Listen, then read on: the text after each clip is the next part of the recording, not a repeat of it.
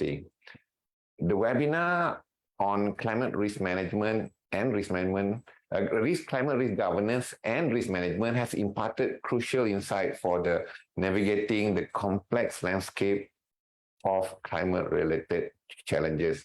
In the first webinar, we on climate risk governance underscore the governance foundational roles in effective risk management.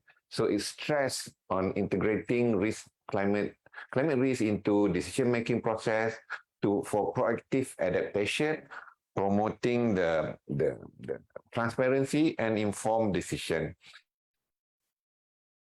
Collaboration among diverse stakeholders is imperative for comprehensive approach. Now, while in the second webinar, our presenter had shared some insight into risk management, which integrated climate risk-related risks into enterprise risk management. This involved developing data tools, methodologies for effective risk reporting, and integrating these risks into comprehensive assessment. Secondly, by enhancing risk management process, the company can effectively manage both current and potential impact of climate risk. As we approach 2024, the integration of risk metric will further facilitate informed decision-making. Building on this momentum, we are excited to introduce the third webinar series today, focusing on risk appetite of CRMSA Policy Document. It establishes the boundaries of which organization operate concerning climate risk, ensuring alignment with its overall risk tolerance and strategic goals. Climate change-related risk appetite framework shall provide a clear guideline for decision-making, allowing organizations to navigate climate challenges effectively while safeguarding their stability and sustainability. By end of this today's lesson, we hope that participant number one will understand the significance of CRMSA risk appetite in climate risk management.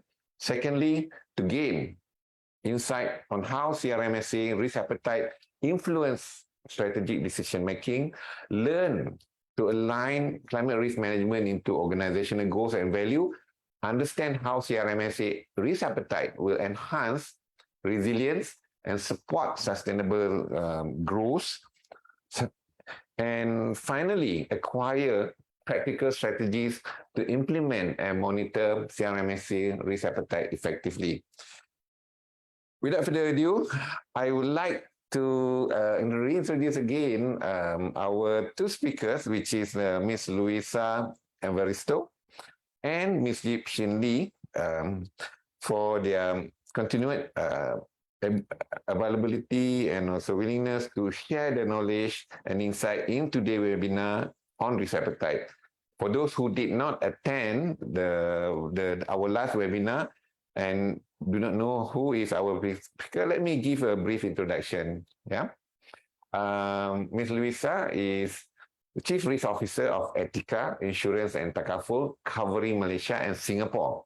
She has more than 25 years experience in the financial services industry, banking and insurance life and non-life, including employee benefit and also pension fund management in Europe and Asia. She is a subject matter expert in risk management who embed risk management into key decision-making process, leveraging agile data analytics and digital approach.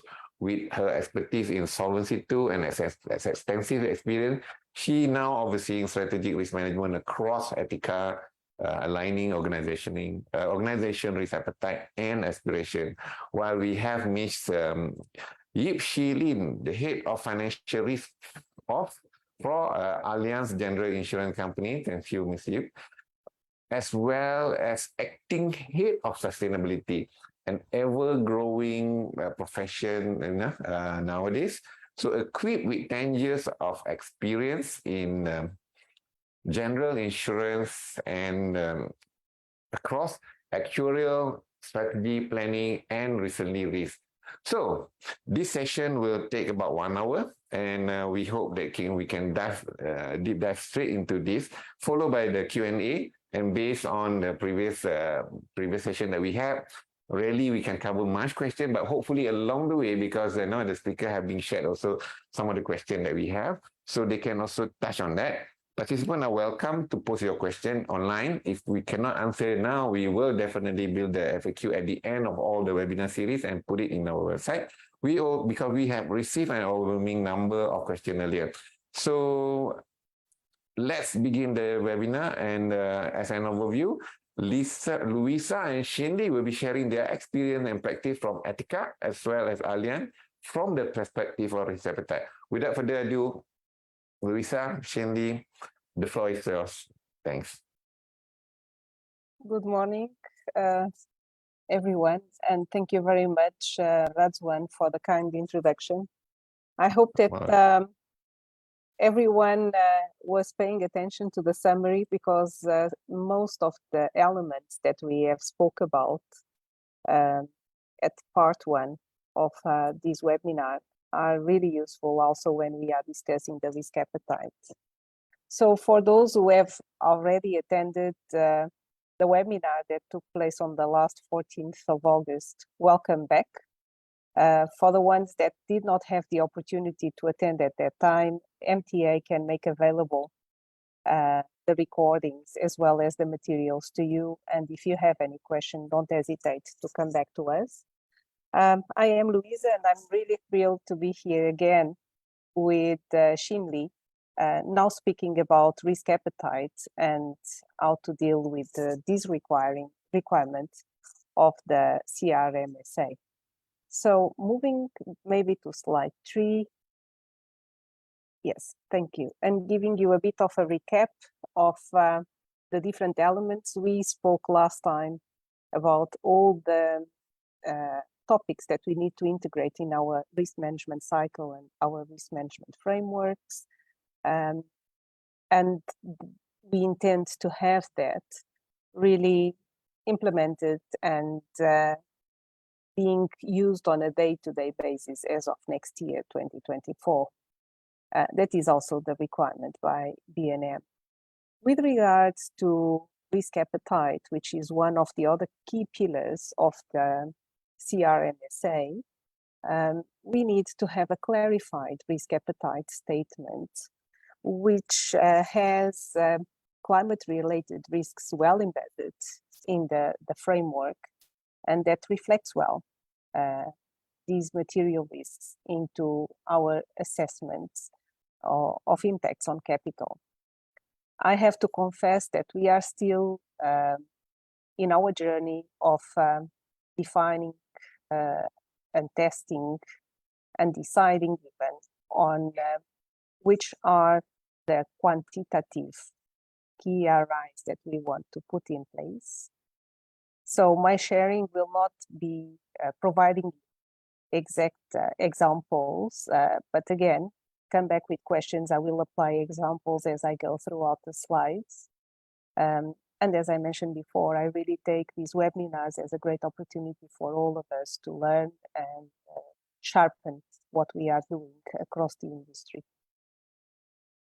So maybe giving there an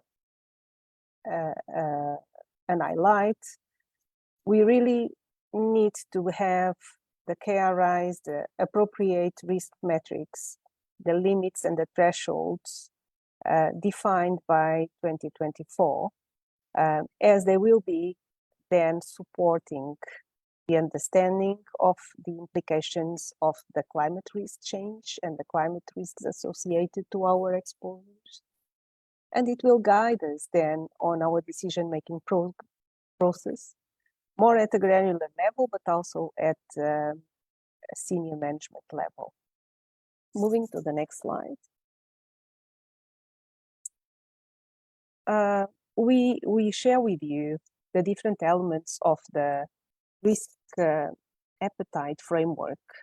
So like we spoke at our last session about our enterprise risk management framework, also we designed the risk appetite framework supported by key core elements that then need to articulate also the level of risk that we are willing to undertake to realize our strategies and goals, where climate risk is a prominent consideration and that will guide our business actions. So we start by looking at the hows, as we many times define, and we will have to put in each of the elements the component that relates to the climate risk, being it touching the ambitions and the strategy we developed, the risk capacity, and therefore the maximum ability we have to take risk.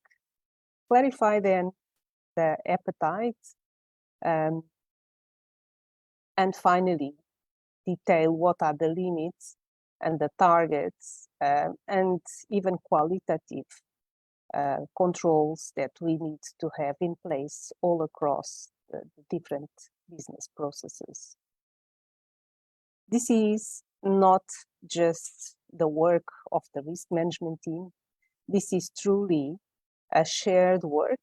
And as we take the risks at our front line, we really need to do a major effort to involve the first line of defense while we are designing the different statements of the risk appetite, while we are then testing to what exposures does it relate and whether the limits or even metrics, they do make sense.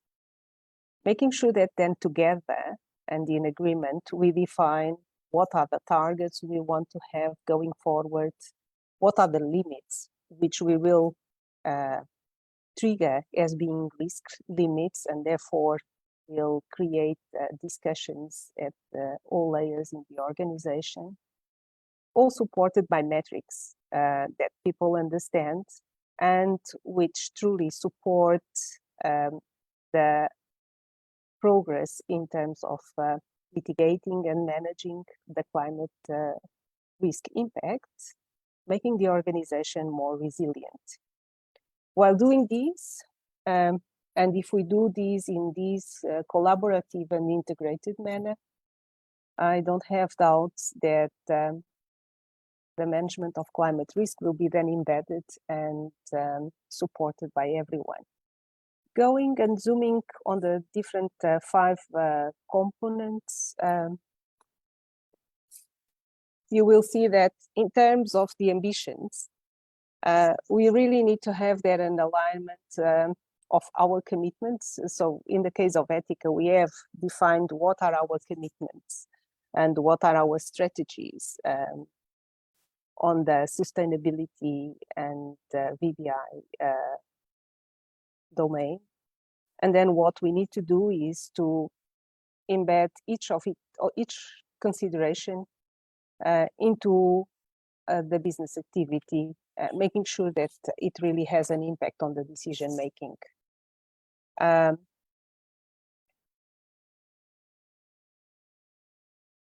we go to the next slide, please? Oh no, sorry, one back. One back, excuse me.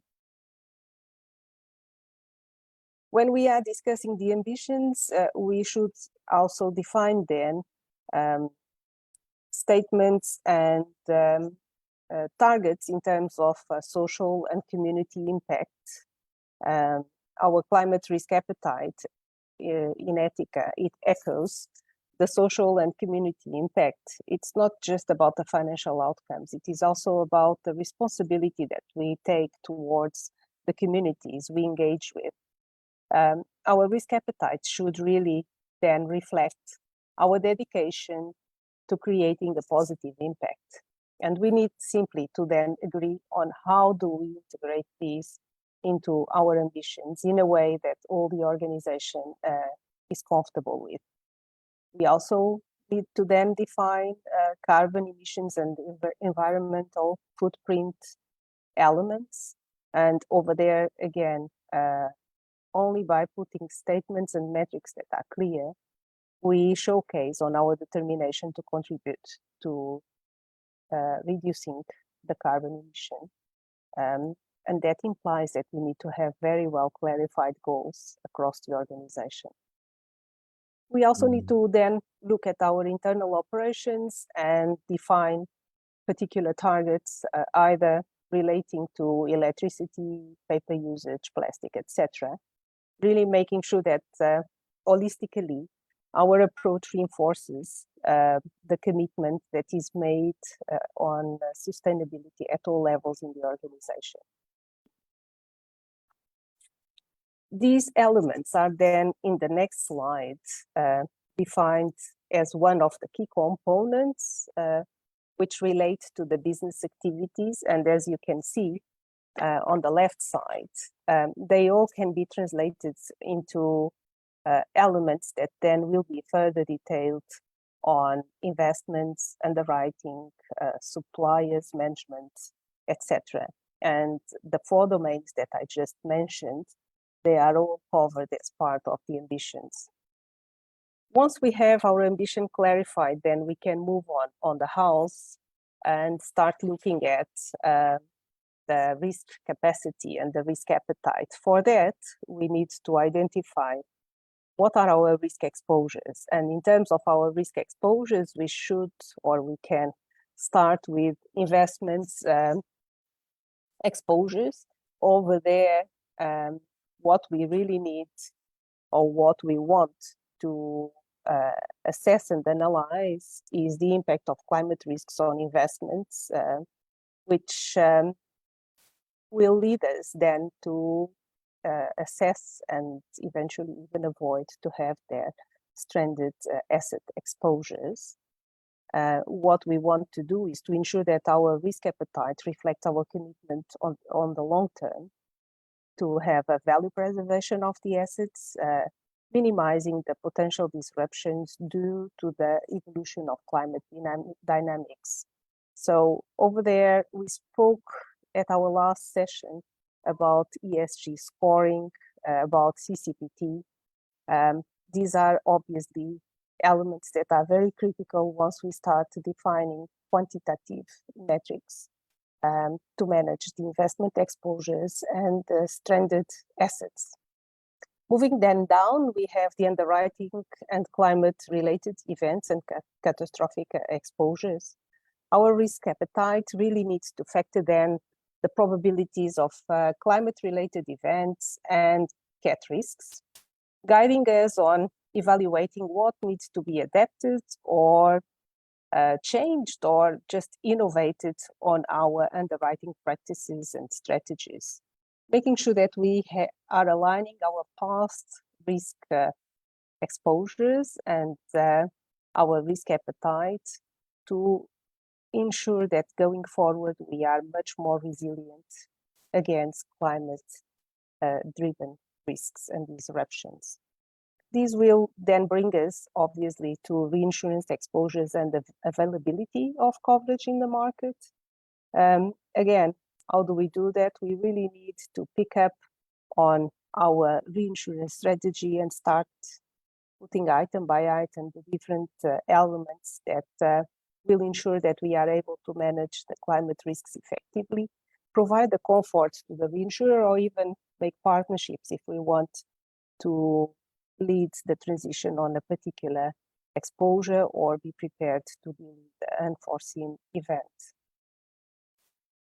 Moving down, I should also speak about the emergence of climate-related diseases, which are introducing a unique dimension to the risk appetite.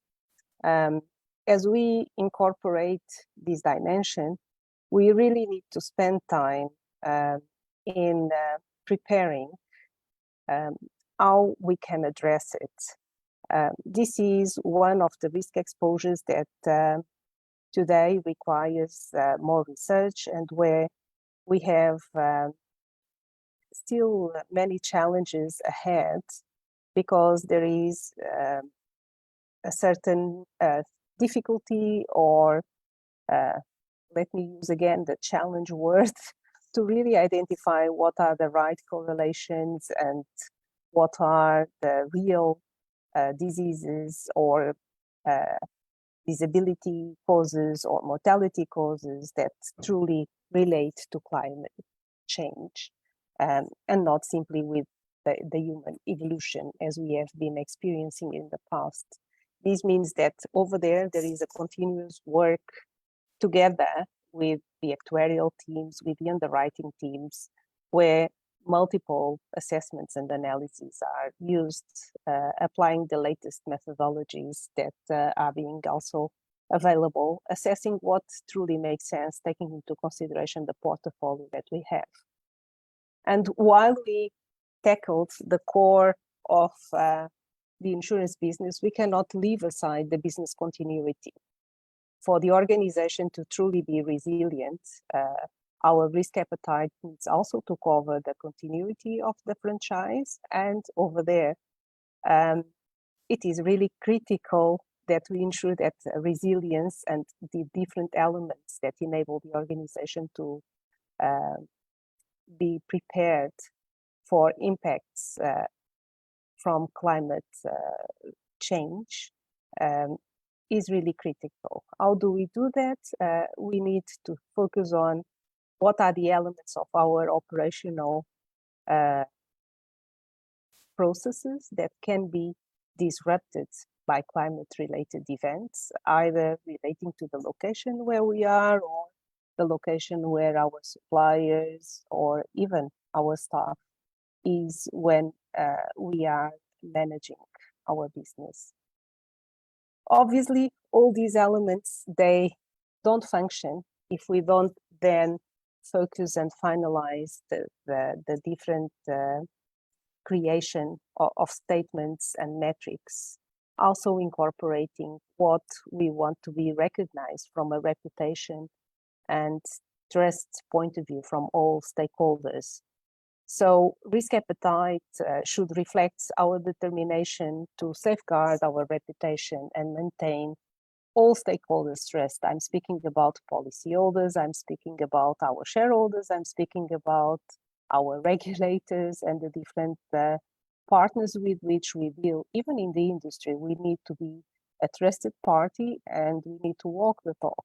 So our risk appetite really needs to reflect our DNA on the domain of sustainability, including always the climate change, climate risk impact, and how do we manage our exposures, ensuring that we are reducing our carbon footprint. As we integrate these diverse exposures into our climate risk appetite, we shape our risk appetite framework to be really comprehensive and to embrace the aspirations which are on the left side with all the potential vulnerabilities that are in the right side. And what is really exciting on this work is that we can then decide how do we want to make progress over time. It's one of the times we have where the risk appetite is being changed and where we can put priorities of elements that are more medium term and others that are really long term. So as I went throughout all these elements and moving them to slide number 6, the next one, giving you some examples of climate metrics from the TCFD that you can consider when you are defining the quantitative KRIs. These are clearly the ones that are more challenging. We have there the GHG emissions. So if you define what are your ambitions for scope 1, scope 2, and scope 3, so direct emissions and indirect emissions from energy consumption and indirect emissions from the value chain, we immediately lay down the foundation for climate responsible stewardship and the metrics that are needed to just quantify these impacts then can enable you to assess whether different KRIs would need to be put in place.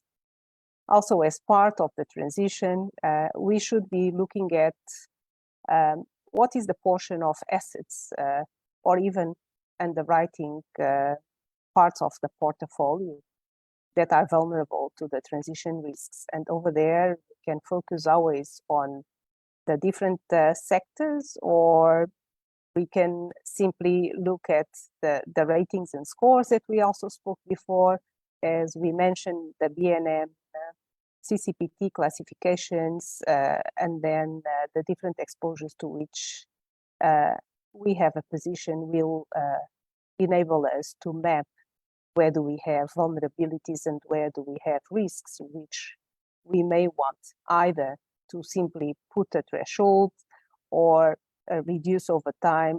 The company then really needs to start measuring, monitoring, and defining a line with the goal and the ambition that works better to each one, how to manage, how to define plans, how to liaise and discuss with the different clients or customers on the transition.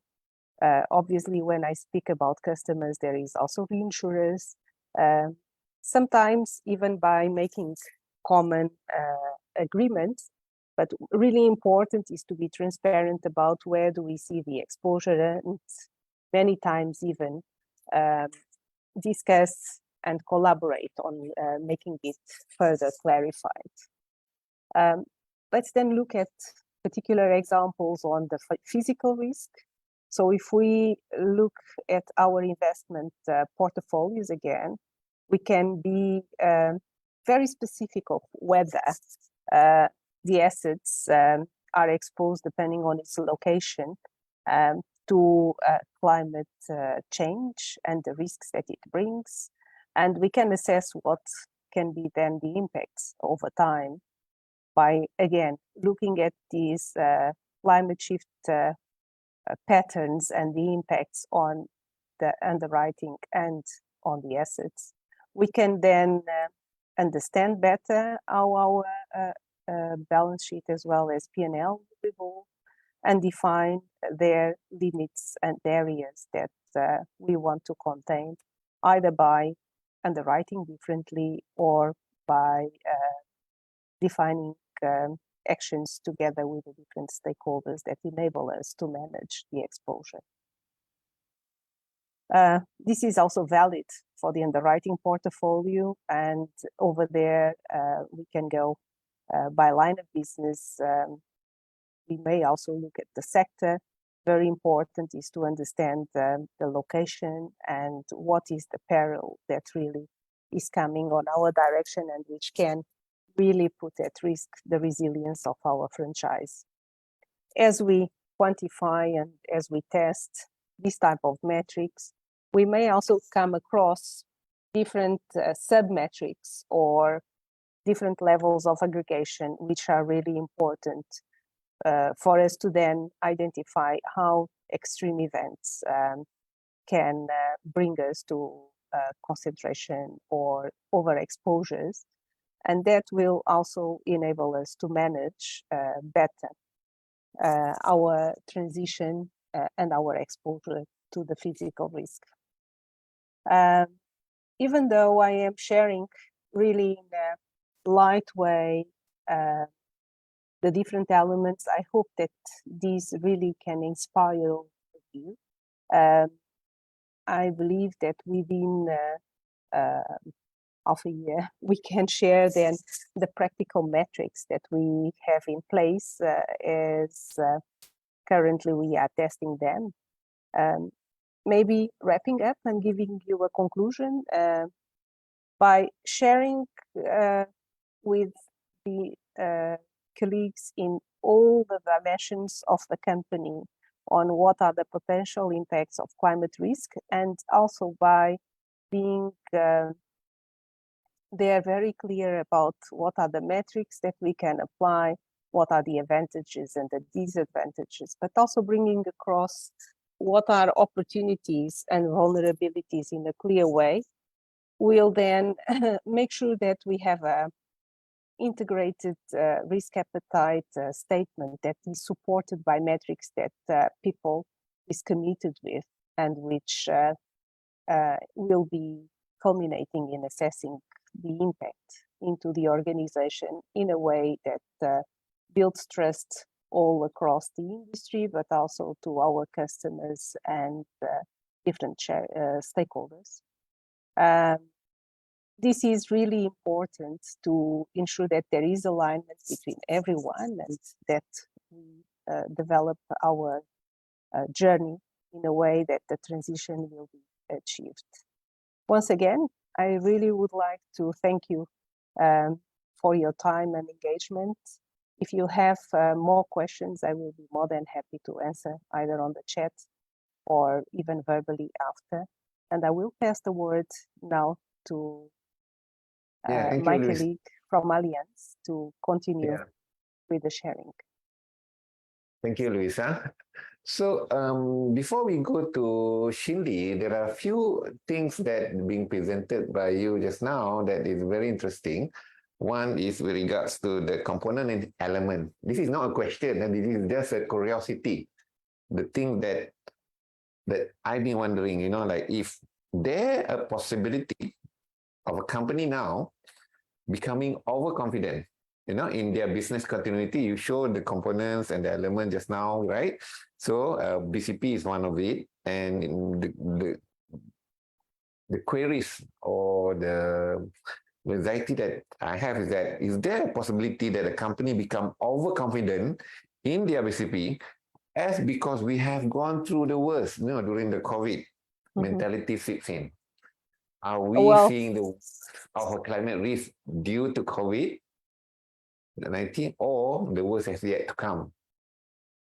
Well, I don't think that the industry in general, or even there are entities that can get overconfident, because even post-COVID, if we just take the hybrid workforce arrangements and, moving on to normality, a normality that is much more complex because now we are hybrid, we are not really back into physical work arrangements. Just picking this small example, I think everyone has been navigating the complexity of the last year, and it is reflected also on the economic and financial environment. So we all are feeling the financial impacts, and clearly I don't think that anyone can be overconfident. There is really a long journey. What is the danger right now that I hope our series are also helping is that people forget about the impacts that are on our way. Right. The idea of me asking the question is that what will be the limits? When you set your risk appetite, there must be certain reasonable level of risk that you are willing to take and you are not willing to take. And having said about climate risk, you can think about, like the end of the world, doomsday kind of basically scenario, to something that I previously say, it never happened, code black, which is COVID, it happened.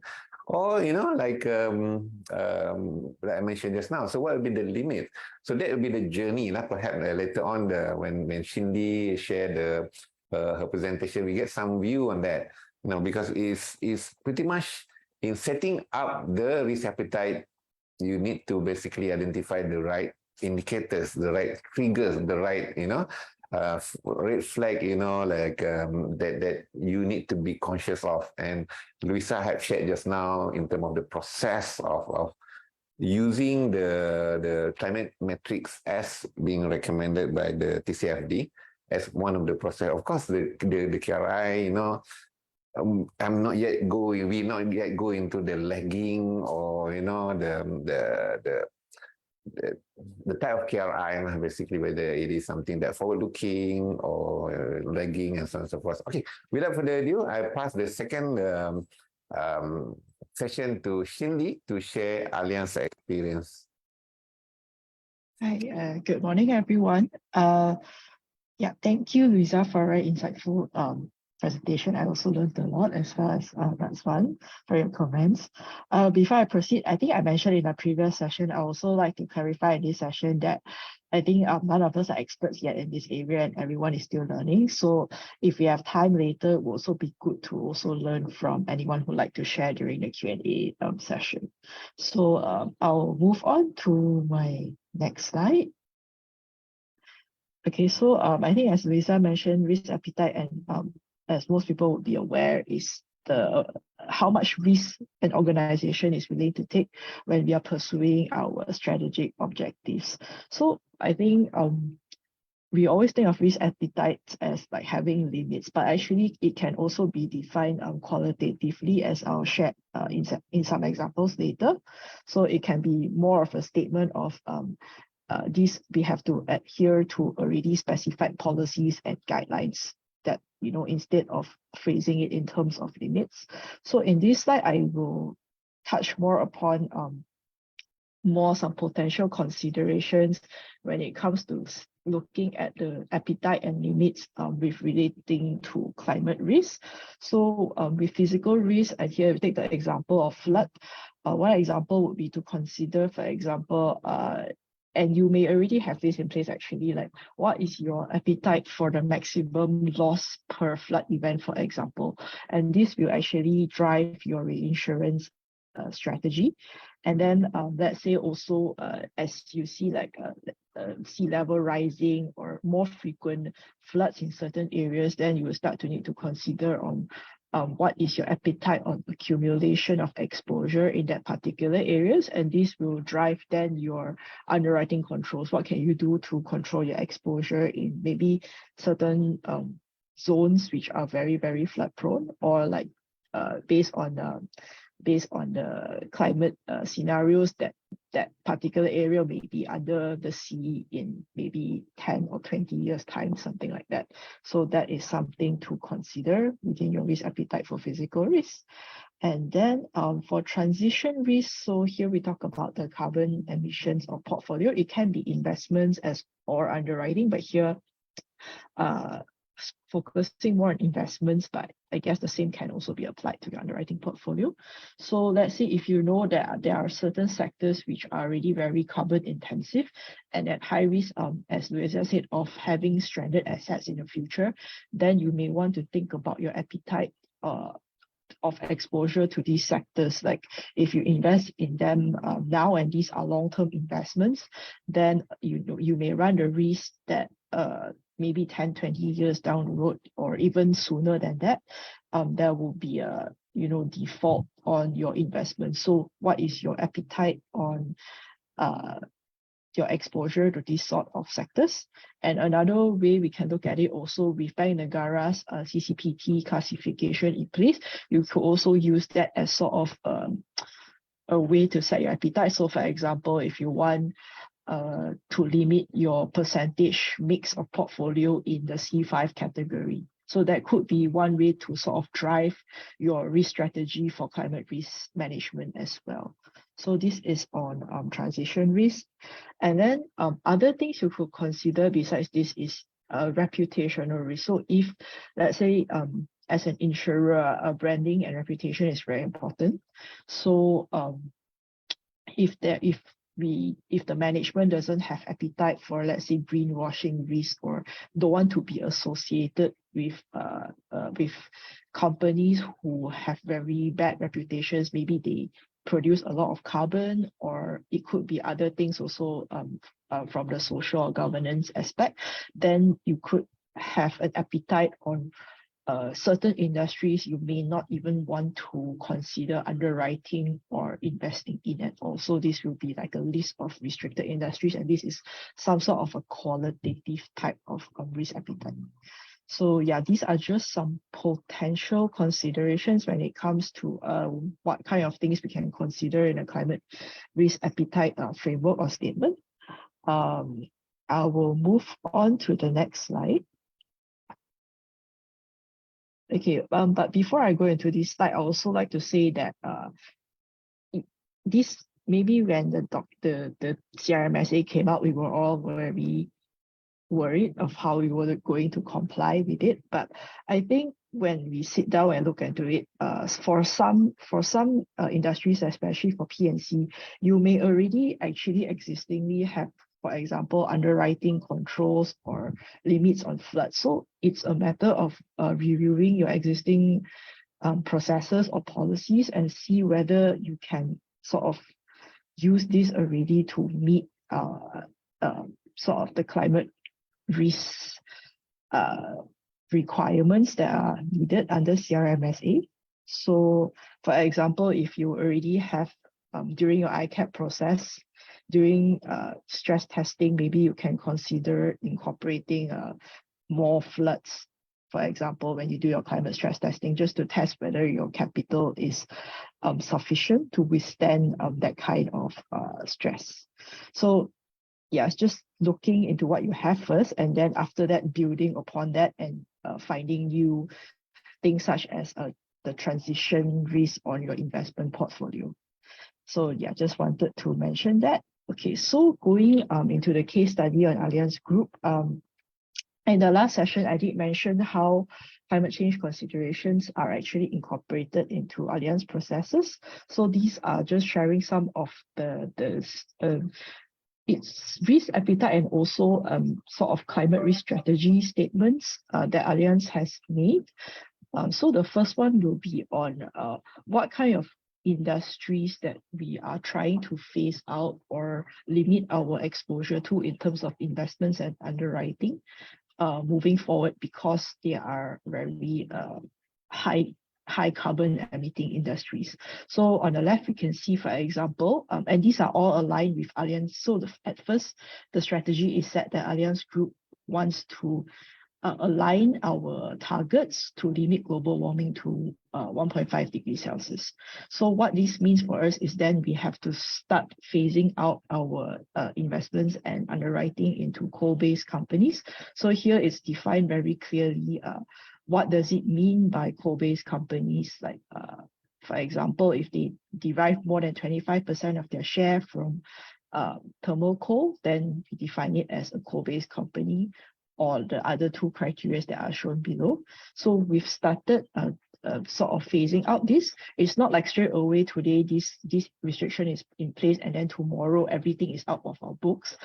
We do have a gradual phase out timeline. So we have a target, let's say by 2025, we expect maximum 15% of such companies in our overall books at group level.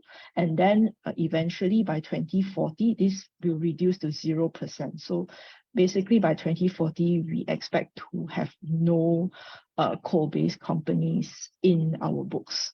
So there are exemptions for this. For example, if the company, we engage with them and they tell us that we do have a transition plan, which is verified by third parties, that they can meet the transition to 1.5 degrees Celsius and are aligned, they can be exempted from this restriction. So these are some things also to consider when you set a risk appetite statement. You still need to allow for some flexibility.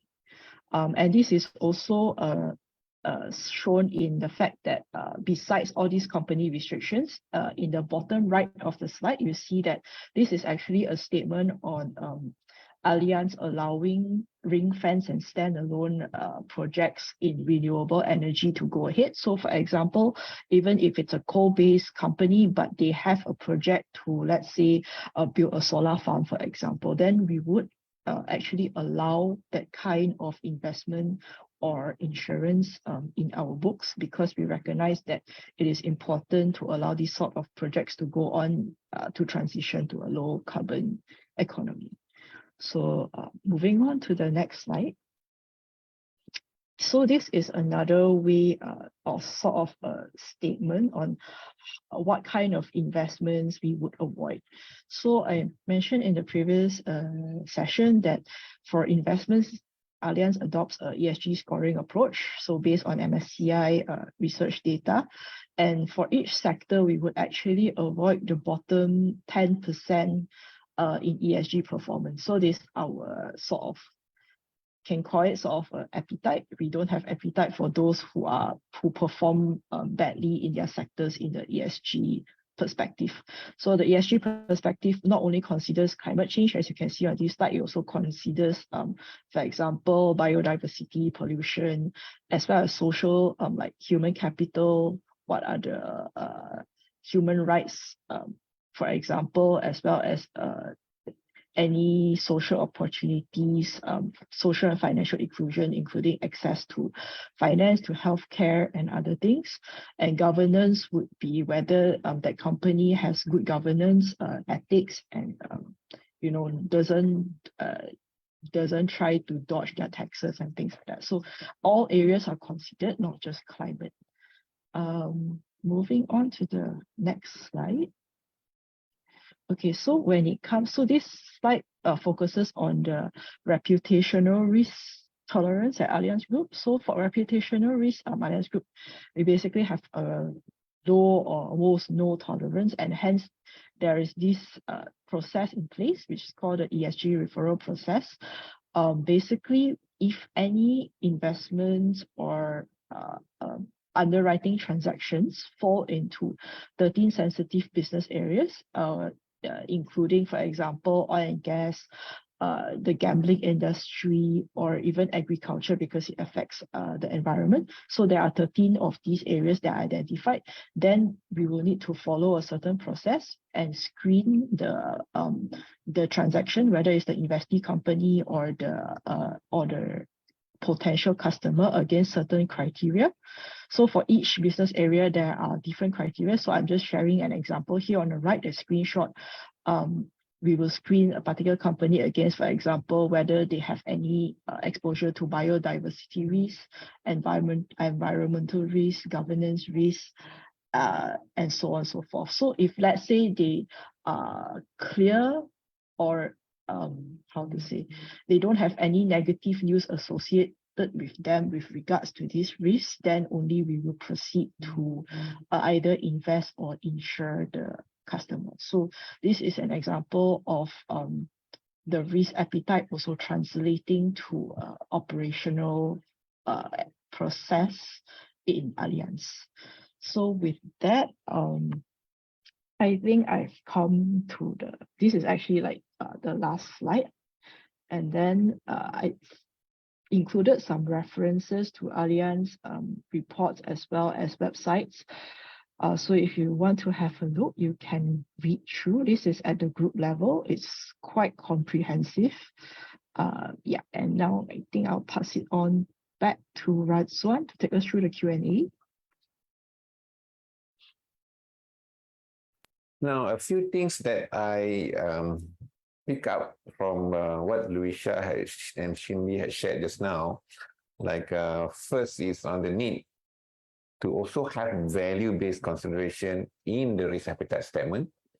Yeah, Shinli and Luisa did mention about not only we look at the operational, and also the governance, but as well as the societal part of the risk appetite as well. And Shinli did mention about the timeliness consideration in implementing the risk appetite. It's not like something that it has to be reasonable in terms of implementing the risk appetite, even though it can be some kind of guiding principles towards achieving what is being desired in the future. More importantly, both had also shared the potential insight on how company could use the risk appetite to identify, assess, and manage the climate-related risk in the company. And one thing that Shinli did mention, quite interesting actually, is the reputational risk. Because, as I go through this subject of climate risk and everything, it's pretty much on the technical risk. So there's a less emphasize on the climate risk, but we do know at the board level, at the stakeholder level, basically, potentially this may be the key no appetite region in many companies. So one of the area of that. Okay, so I believe some of the one of the question that we received is addressed to Allianz, to Shinli. how Allianz get the bottom 10% for ESG in your screening? Shindy? I actually typed the answer already, but basically, Allianz Group actually works with MSCI, which is an external provider on all these ESG scores and data. So sometimes we need to also rely on third-party providers, and because we don't really have the internal expertise to do everything.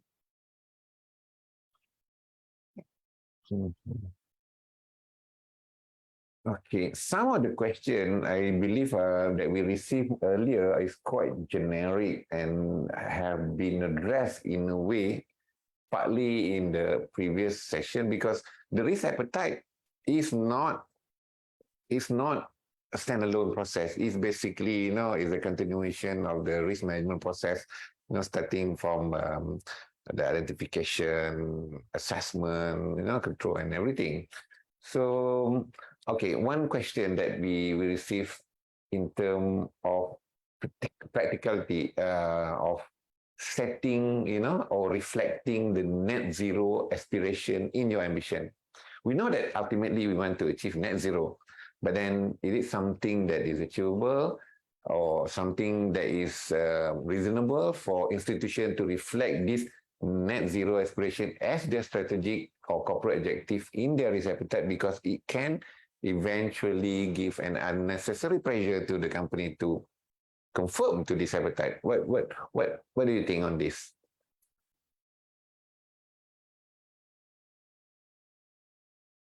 Well, I think that it is unavoidable, right? We really need to understand scope 1, scope 2, scope 3, and define in our aspirations how do we get net zero, or at least how do we enable the transition if we are already net zero.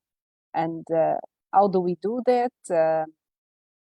I think everyone already knows that there are credits that can be bought, but I believe that we should really walk the talk. And what I mean by that is, if we clarified our commitments, we should do our utmost to reduce our carbon footprint.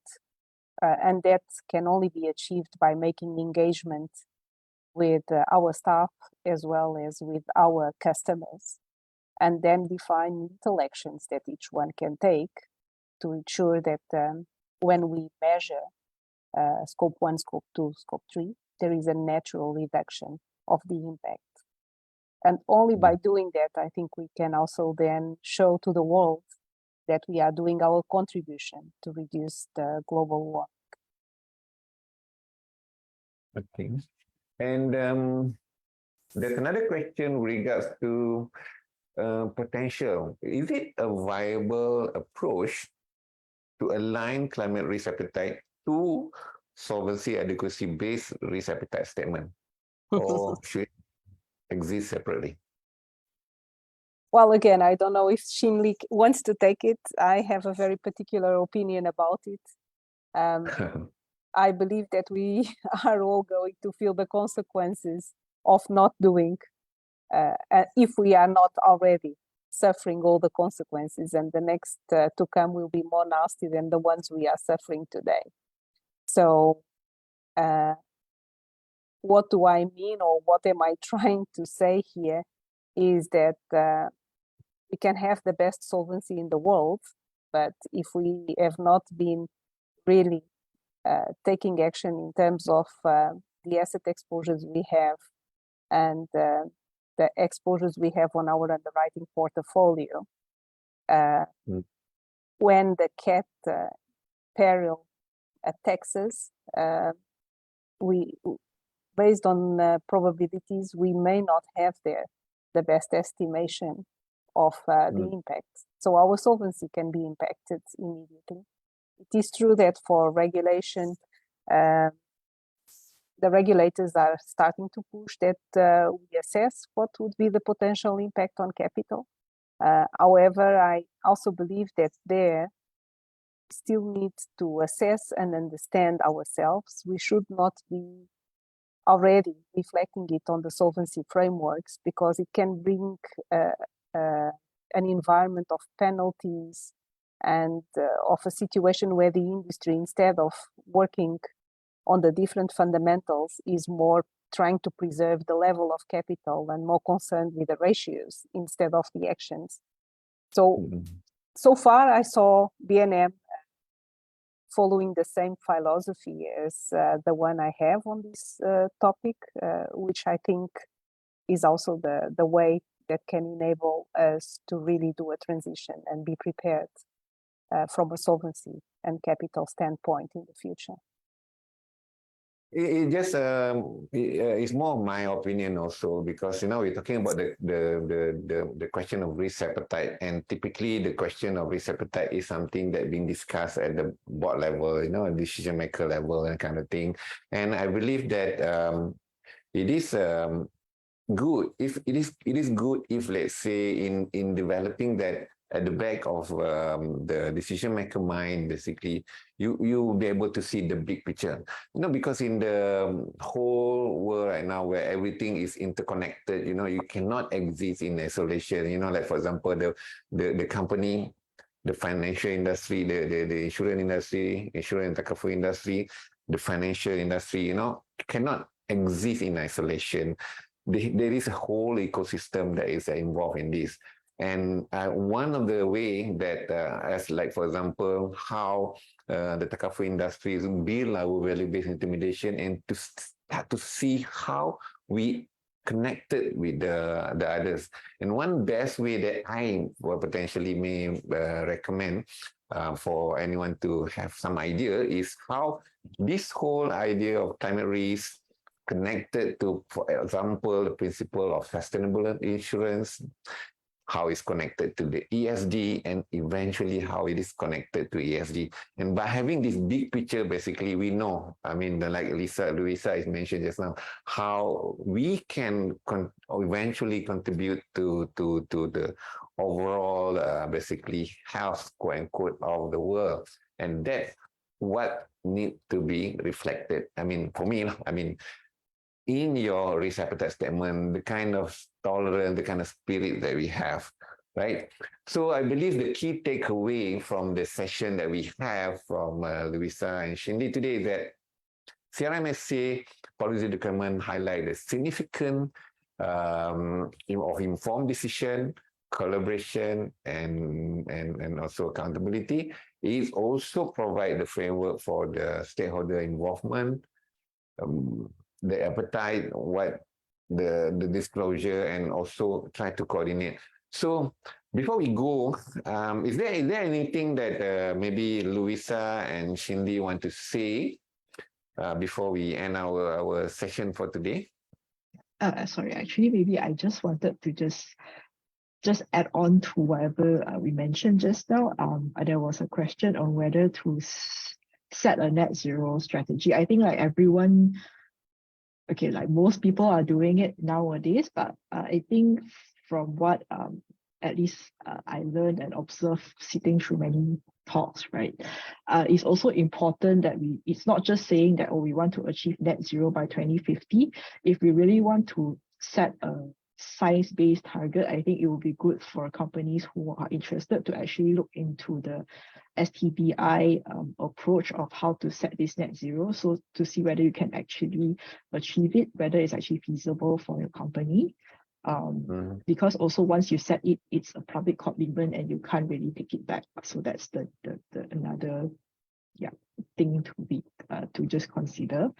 And with relating it to your capital, I think I agree with Louisa as well. It's not so much of how do I put this? Maybe it's not. It gives you a view, maybe with even the climate risk stress testing from Bank Negara that is coming up. It gives you a view in the future how it could potentially impact your capital. And then it helps you to sort of drive your strategy towards there. For example, if you already know that if you have all your investments in carbon intensive sectors, for example, and this will impact you very severely in the future, then now you can already start driving it away. But that is just from that perspective, and not to say that you need to incorporate it into, let's say, your current ITCL or anything like that. So this is more of a long-term view of how it could help.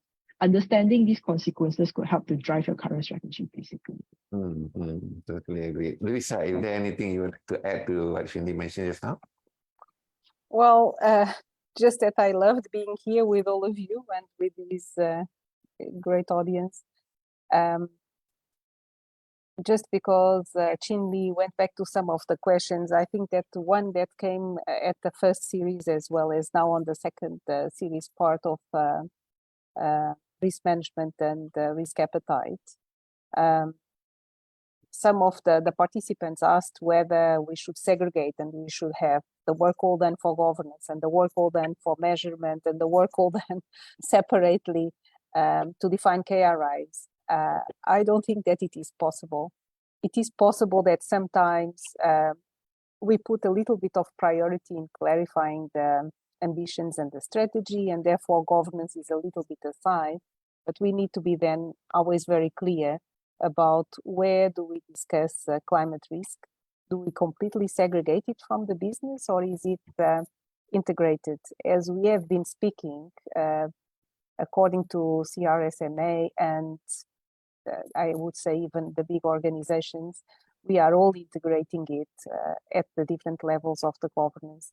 And it is really important that everyone is committed and able to understand what are the impacts. So I leave these words to simply motivate everyone to truly commit with this journey and apply in a way that you find it operationally adding value to you and across the organization.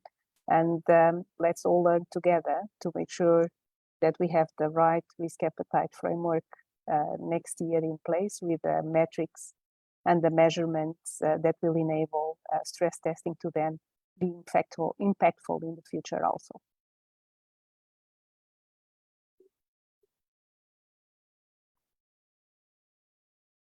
We cannot hear you.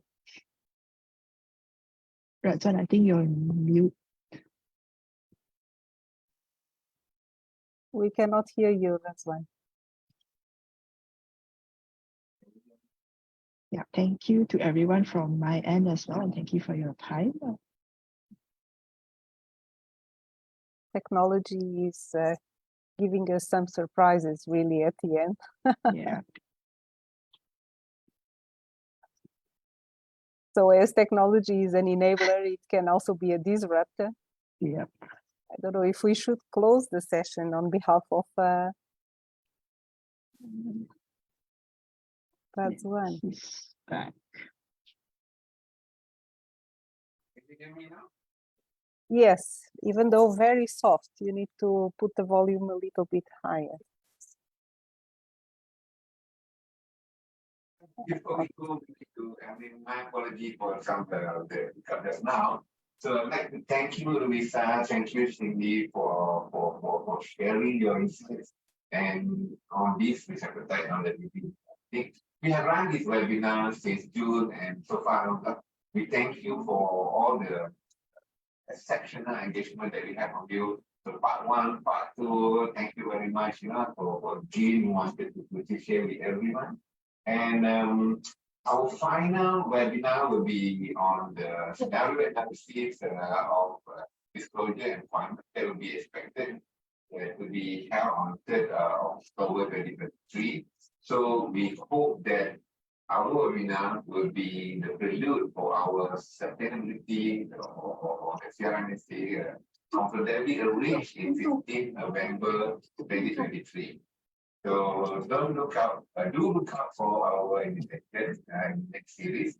And thank you for your participation and have a nice day. Assalamualaikum warahmatullahi wabarakatuh and good afternoon. Thank you.